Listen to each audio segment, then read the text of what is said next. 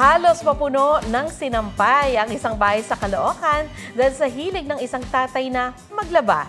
Tanong tuloy ng ilang netizen, pwede bang isunod ni tatay ang kanilang labada? Pusuan yan sa report ni Oscar Oida. Ang tatay ni Jason wala raw bisyo. Hindi na mababae.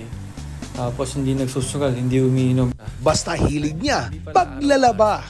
Hindi siya nahihinto hanggat may natitirang labahin. Mula garahe hanggang sa loob ng bahay, napuno na ng malabanderitas na sinampay.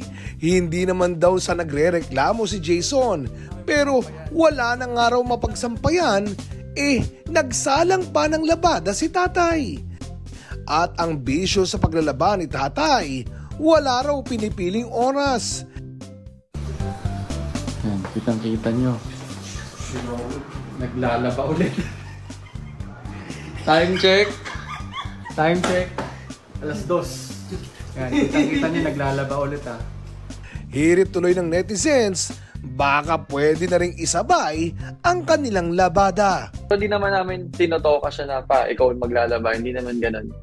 Pero ewan ko, mas na-enjoy niyo yung paglalaba. Habang nag-breakfast, maririnig mo, umiikot yung washing. Minsan naman, pag wala siyang ginagawa, halos buong araw na siyang naglalaba.